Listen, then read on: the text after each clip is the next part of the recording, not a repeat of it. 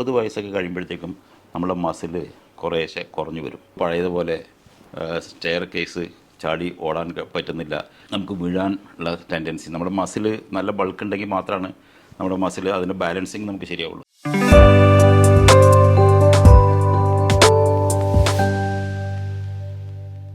എല്ലാവരും ജിമ്മിൽ പോയി കഴിഞ്ഞു കഴിഞ്ഞാൽ അന്ന് തന്നെ എല്ലാ മെഷീൻസിന്റെ മുകളിലും കയറുന്നു.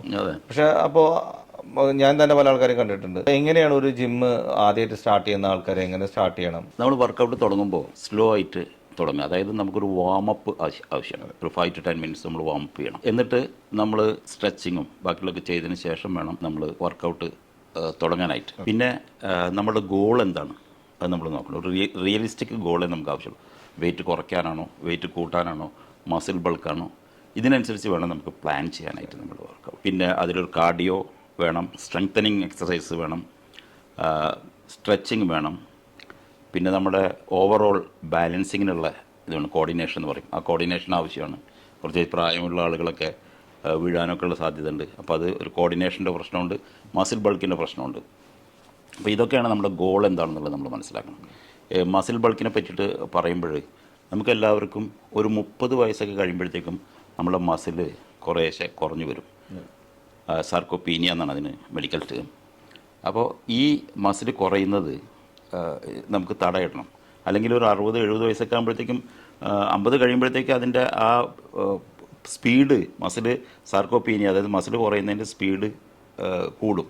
അതുകൊണ്ടാണ് കുറച്ച് പ്രായമൊക്കെ ആകുമ്പോൾ നമുക്ക് പഴയതുപോലെ സ്റ്റെയർ കേസ് ചാടി ഓടാൻ പറ്റുന്നില്ല, നമുക്ക് വീഴാൻ ഉള്ള ടെൻഡൻസി. നമ്മുടെ മസിൽ നല്ല ബൾക്ക് ഉണ്ടെങ്കിൽ മാത്രമാണ് നമ്മുടെ മസിൽ അതിൻ്റെ ബാലൻസിങ് നമുക്ക് ശരിയാവുള്ളൂ. അപ്പോൾ നമ്മൾ ജിമ്മിൽ പോകുമ്പോൾ ഇതൊക്കെ നമുക്ക് റീഗെയിൻ ചെയ്യാൻ പറ്റും. അത് ഒരു നമ്മുടെ എയിമായിരിക്കണം. ഒരാൾ ജിമ്മിൽ പോകുമ്പോൾ ആദ്യം വാമപ്പ് എക്സസൈസുകൾ ചെയ്യാം. അത് കഴിഞ്ഞതിന് ശേഷം സ്ട്രെച്ചിങ് ചെയ്യാം. ഇത് കഴിഞ്ഞതിന് ശേഷം സ്ട്രെങ്തനിങ് എക്സസൈസുകൾ ചെയ്യാം. ഇത് കഴിഞ്ഞതിന് ശേഷം കൂൾ ഡൗൺ എക്സസൈസുകൾ ചെയ്യാം. ഇത്രയും നമ്മൾ ചെയ്തിരിക്കണം. പിന്നെ നമ്മൾ ലിസൺ ടു യുവർ ബോഡി. എപ്പോഴെങ്കിലും നിങ്ങൾക്ക് എന്തെങ്കിലും ഒരു പ്രശ്നം വരണം, എന്തെങ്കിലും ഒരു വേദന വന്ന്, അപ്പോൾ നിങ്ങൾ പുഷ് ചെയ്യരുത്, അവിടെ നിർത്തുക. കാരണം അത് പുഷ് ചെയ്യാൻ പോയി ഇഞ്ചുറി വരും. ഡോക്ടർ, അതുപോലെ തന്നെ ഇപ്പോൾ ഈയിടെയായിട്ട് നമുക്ക് കൂടുതൽ കാണുന്നത്, നേരത്തെ ഉണ്ടായിരുന്നു പക്ഷേ ഇപ്പോഴാണ് ഒന്നുകൂടി ട്രെൻഡ് കൂടിയിരിക്കുന്നത്, ഈ ലേഡീസ് ജിമ്മിൽ പോകുന്ന എല്ലാ ജിമ്മിലും ഇപ്പോൾ മുന്നേ ഒന്നും കാണാത്ത ഒരു സംഭവമാണ് ലേഡീസ് ജിമ്മ്. ഇപ്പോൾ എല്ലാ ജിമ്മിലും സെപ്പറേറ്റ് ആയിട്ട് ലേഡീസിന് ഒരു ജിമ്മ്, എസ്പെഷ്യലി ദുബായിലൊക്കെ നമ്മുടെ യു എയിലൊക്കെ നന്നായി കണ്ടുവരുന്നൊരു സംഭവമാണ്. അപ്പോൾ എല്ലാവരും ജിമ്മിന് പോകാനും സ്റ്റാർട്ട് ചെയ്തിട്ടുണ്ട്. ചിലവർക്ക് അവരുടേതായ അസുഖങ്ങളുണ്ടായിരിക്കാം, ചിലവർ പാഷനായിട്ട് അവരുടെ ഡ്രസ്സൊന്നും കൊള്ളുന്നില്ല, അങ്ങനെയൊക്കെ ഒരു ഇഷ്യൂസൊക്കെ ഉണ്ടായിട്ട് പോകുന്നു. അപ്പോൾ അവർ ഈ ജിമ്മിന് പോകുന്നതിനെ കുറിച്ചിട്ട് ഡോക്ടർ എന്താണ് പറയുന്നത്? എല്ലാവർക്കും വ്യായാമം ആവശ്യം തന്നെയാണെന്നാണ് എനിക്ക് പറയാനുള്ളത്. പലപ്പോഴും ഇവരൊക്കെ നേരത്തെ ജിമ്മിൽ വരാതിരുന്നത് ഒരു പക്ഷേ ചിലപ്പോൾ നമ്മളുടെ ഒരു കൾച്ചറിൽ കുട്ടികളൊക്കെ വളർത്തുക എന്നുള്ളതിൻ്റെ പ്രധാന ഉത്തരവാദിത്വം സ്ത്രീകളിലാണ്. പ്രത്യേകിച്ച് കൊച്ചു കുട്ടികളൊക്കെ ഉണ്ടാകുമ്പോൾ അവരുടെ ഫീഡിങ് ബാക്കിയുള്ളതൊക്കെ അവർ തന്നെയാണ് ചെയ്യും അവർ തന്നെയാണ് ചെയ്യുന്നത്. അതുകൊണ്ട് തന്നെ അവർക്ക് സമയം കിട്ടാത്ത ഒരു കാരണം ഉണ്ടായിരുന്നു എന്നുള്ളതാണ് എനിക്ക് തോന്നുന്നത്. പക്ഷേ ജിമ്മിൽ വരേണ്ടത് അത്യാവശ്യം തന്നെയാണെന്ന് എനിക്ക് പറയാനുള്ളത്. പക്ഷേ ജിമ്മിൽ വരുമ്പോൾ നമ്മുടെ പ്രയോറിറ്റി എന്തായിരിക്കണം എന്നുള്ളത് നമ്മൾ നോക്കണം. ഇപ്പോൾ പലപ്പോഴും അവർക്ക് കംഫർട്ടബിൾ ആയിട്ടുള്ള ഒരു ഡ്രസ്സ് അവർക്ക് ആവശ്യമാണ്. അത് വളരെ ലൂസായല്ലെന്നോ വളരെ ടൈറ്റും അല്ലാത്തൊരു ഡ്രസ്സാണ് അവരുണ്ട്. എന്നാലാണ് അവർക്ക് മൂവ്മെൻറ്റും ബാക്കി കാര്യങ്ങളൊക്കെ ചെയ്യാൻ പറ്റുള്ളൂ. രണ്ടാമത്തെ കാര്യം, എപ്പോഴെങ്കിലും അവർക്ക് പ്രത്യേകിച്ച് സ്ത്രീകളാകുമ്പോൾ അവർക്ക് മെൻസ്ട്രൽ സൈക്കിൾ പീരിയഡ്സൊക്കെ വരുന്ന സമയത്ത് കഴിയുന്നത് ഒഴിവാക്കുകയാണ് നല്ലത്. ഇതൊക്കെ 2-3 കാരണങ്ങൾ അവർ ക്ഷീണം ഉണ്ടാവും, ബാക്കിയുള്ള കാര്യങ്ങളൊക്കെ ഉണ്ടാവും. പിന്നെ ഇതൊക്കെ ഈ പീരിയഡ്സ് ഇതൊക്കെ ഉണ്ടാകുന്ന അവർക്ക് ഈ അനീമിയയും ഇതൊക്കെ ഉണ്ടാവാനുള്ള സാധ്യതയുണ്ട്. അതൊക്കെ ഉണ്ടെങ്കിൽ അത് കറക്റ്റ് ചെയ്യണം, അല്ലെങ്കിൽ നമുക്ക് കൂടുതൽ വ്യായാമം ചെയ്യാനുള്ള ബുദ്ധിമുട്ടുണ്ടാവും.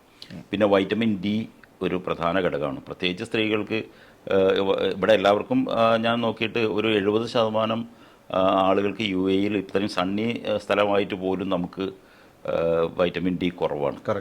അത് നമ്മുടെ വസ്ത്രധാരണ രീതിയും, നമുക്കിവിടെ സൂര്യൻ കിട്ടുന്നുണ്ടെങ്കിൽ നമുക്ക് സൂര്യത്തെ ഇവിടുത്തെ കഠിനമായിട്ടുള്ള ഈ ചൂട് കാരണം ഒരു സൺ എക്സ്പോഷർ നമുക്ക് സാധ്യമല്ലാതെ വരുന്നുണ്ട്. അപ്പോൾ അത് ഒരു കാരണമാണ്. അപ്പോൾ വൈറ്റമിൻ ഡി അവർ നോക്കണം. അവരെന്നല്ല എല്ലാവരും നോക്കേണ്ടത്, അത്യാവശ്യം പ്രത്യേകിച്ച് സ്ത്രീകളെ കാര്യം നമ്മൾ പറയുമ്പോൾ സ്ത്രീകളത് നോക്കേണ്ടതാണ്. അപ്പോൾ അവരുടെ ഈ ഓസ്റ്റിയോപോറോസിസ് സ്ത്രീകൾക്ക് കൂടുതലുണ്ടാവും. പ്രത്യേകിച്ച് പുരുഷന്മാരിൽ കുറച്ച് ലേറ്റായിട്ടാണ് ഈ ഓസ്റ്റിയോപോറോസിസ് വരുന്നത്. ഈ ഓസ്റ്റിയോപോറോസിസ് എന്ന് പറഞ്ഞാൽ എല്ലിന് ശക്തി കുറയുക, എല്ലിൻ്റെ തേയ്മാനം സംഭവിക്കുന്നതാണ് ഓസ്റ്റിയോപോറോസിസ് എന്ന് പറയുന്നത്. അത് വൈറ്റമിൻ ഡി ആയിട്ട് കാൽഷ്യമായിട്ടൊക്കെ ബന്ധമുണ്ട്. നമുക്ക് ഇനാക്ടിവിറ്റി, നമ്മൾ വെറുതെ ഇരിക്കുന്നതുമായിട്ട് ബന്ധമുണ്ട്.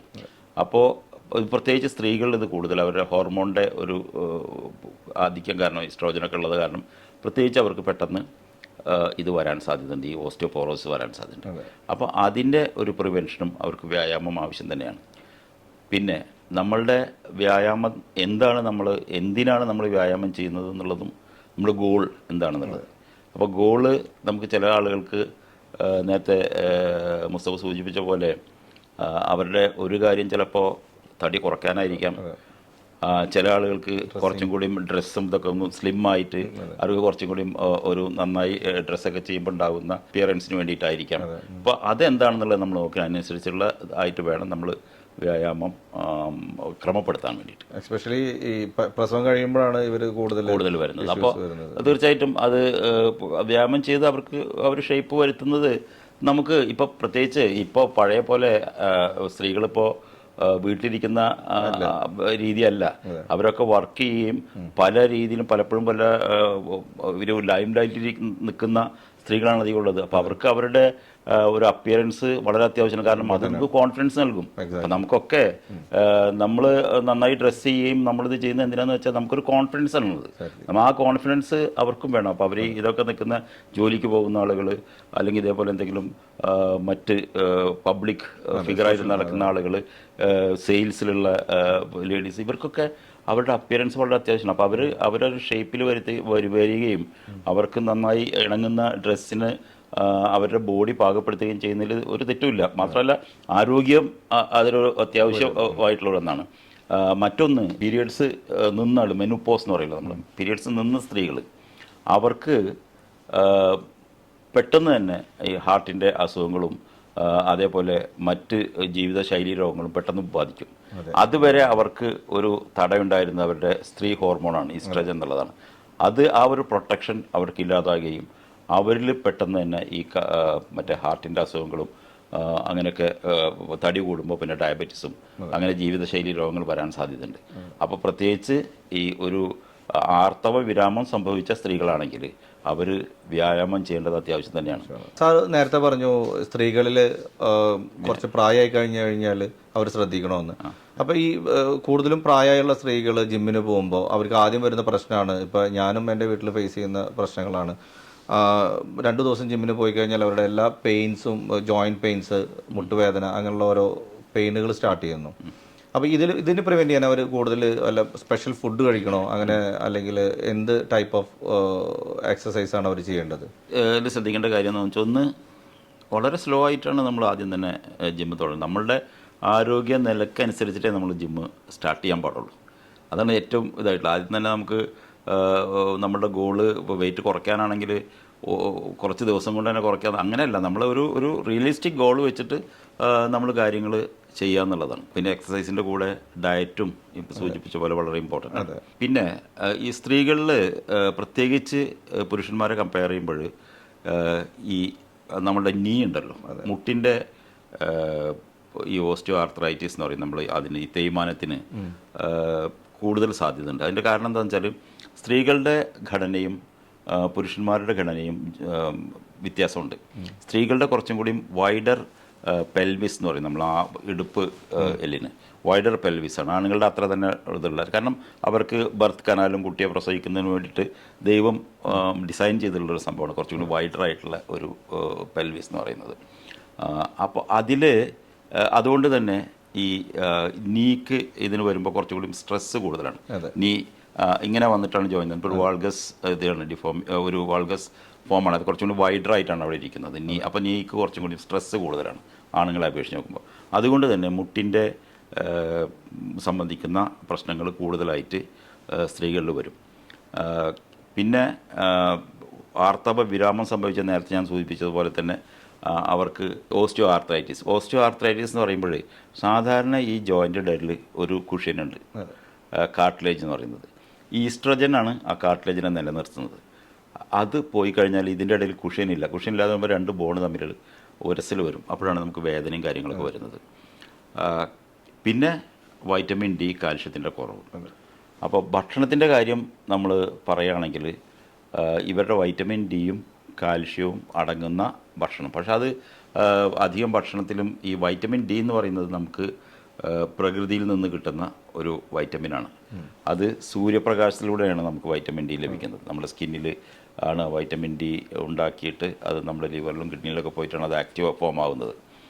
അപ്പോൾ അതുകൊണ്ട് വൈറ്റമിൻ ഡി ചിലപ്പോൾ കുറവാണെങ്കിൽ സപ്ലിമെൻറ്റ് ചെയ്തേ പറ്റുള്ളൂ. കാരണം അധികം സൂര്യപ്രകാശം നമുക്ക് അത്രയും നേരം എക്സ്പോഷറായിട്ട് ബോഡി ഒരു 40% എക്സ്പോഷറായിട്ട് നിൽക്കാൻ ഒരു 10 മണിക്കും 2 മണിക്കൂറുള്ള വെയിൽ ഒരു ചുരുങ്ങിയത് 20 മിനിറ്റെങ്കിലും നമ്മൾ കൊണ്ടുപോയാലേ നമുക്ക് അത്യാവശ്യമായിട്ടുള്ള ഒരു വൈറ്റമിൻ ഡി കിട്ടുള്ളൂ. പ്രത്യേകിച്ച് നമ്മുടെ സ്കിൻ അങ്ങനെയാണ്. അപ്പോൾ അത് ഒരു ഫെയർ സ്കിന്നുള്ള ഇപ്പോൾ സായിപ്പിൻ്റെ ഒക്കെ സ്കിന്നാണെങ്കിൽ വളരെ പെട്ടെന്ന് തന്നെ അവർക്ക് വൈറ്റമിൻ ഡി ഉൽപ്പാദിപ്പിക്കും. അവരുടെ സ്കിൻ അത്രയും ഇതായിട്ടുള്ള ഫെയർ ആയിട്ടുള്ളതാണ്. അപ്പോൾ പെട്ടെന്ന് തന്നെ റേഡിയേഷൻ നിരക്കുകയും വൈറ്റമിൻ ഡി കിട്ടുകയും ചെയ്യും. അപ്പോൾ നമുക്ക് വൈറ്റമിൻ ഡി കൊടുത്തേ പറ്റുള്ളൂ, കാൽഷ്യം കൊടുത്തേ പറ്റുള്ളൂ. രണ്ടാമത്തെ കാര്യം, വ്യായാമം ചെയ്യുമ്പോൾ ഇനി മുട്ടിന് വേദന ഉണ്ടെങ്കിൽ നമുക്ക് മറ്റെന്തെങ്കിലും സപ്പോർട്ട് നൽകാവുന്നതാണ്. അതായത് വല്ല നീ ക്യാപ്പ്, നല്ലത് നീ ക്യാപ്പ് ഇടുക, അങ്ങനെയുള്ള സപ്പോർട്ട് നമുക്ക് ചെയ്യാം. ഹിപ്പിന് നമുക്ക് അങ്ങനെ ചെയ്യാം. ഹൈ ഇൻറ്റൻസിറ്റി വർക്കൗട്ട് എന്ന് പറയും. നമ്മളെ കാല് കൂടുതൽ തറയിൽ അടിച്ചുകൊണ്ടുള്ള ജമ്പിങ്ങോ അങ്ങനെയുള്ള എക്സസൈസുകളൊക്കെ ഒഴിവാക്കുക. ഇതാണ് പ്രധാനമായിട്ടും ശ്രദ്ധിക്കാനുള്ളത്. ഭക്ഷണം ഇത് തന്നെ, വൈറ്റമിൻ ഡി ഉണ്ടാക്കുക, കാൽഷ്യമുള്ള ആഹാരം സാധിക്കുക. വൈറ്റമിൻ ഡി പിന്നെ കുറച്ചുള്ളത് എഗ് യോക്കിലാണ്, മുട്ടയിലാണുള്ളത് വൈറ്റമിൻ ഡി. അപ്പോൾ അത് കഴിക്കുക എന്നുള്ളതാണ്. വേറെ ഒന്ന് ചെയ്യാൻ സപ്ലിമെൻ്ററി ആയിട്ട് വല്ല ഒമേഗ 3 അങ്ങനെയുള്ള മെഡിസിൻസ് സപ്ലിമെൻ്ററി ആയിട്ട് ഒന്ന് അയൺ, പ്രത്യേകിച്ച് ഈ പ്രസവം അതേപോലെ ഈ മെൻസ്ട്രൽ സൈക്കിളൊക്കെ ഉള്ള സ്ത്രീകൾക്ക് അയണിൻ്റെ കുറവുണ്ടാകാൻ സാധ്യത. അപ്പോൾ അയൺ കുറവുണ്ടെങ്കിൽ അത് എന്തായാലും കൊടുക്കണം. പിന്നെ ഓർഗൻ മീറ്റുകളാണ് ഉള്ളത്. അതിപ്പോൾ ലിവർ, മറ്റേ അങ്ങനെയുള്ള ഭക്ഷണ സാധനത്തിലുള്ള വൈറ്റമിൻ ഡി ഉണ്ട്. പക്ഷേ അതൊക്കെ കൂടുതൽ കഴിക്കുമ്പോൾ ഇപ്പോൾ നമുക്ക് വളരെ തടിയുള്ള ആളുകളാണെങ്കിൽ അപ്പോൾ തടി കൂടാനുള്ള സാധ്യത ഉണ്ട്. അപ്പോൾ അതൊക്കെ ഒരു ബാലൻസ്ഡ് ആയിട്ട് നമുക്ക് ചെയ്യേണ്ട കാര്യങ്ങളാണ്. അതൊക്കെയാണ് ഇഷ്യൂസ് വരും. അപ്പോൾ അതൊക്കെ ഒരു ബാലൻസ്ഡ് ആയിട്ട് നമുക്ക് ചെയ്യേണ്ട കാര്യങ്ങളാണ്.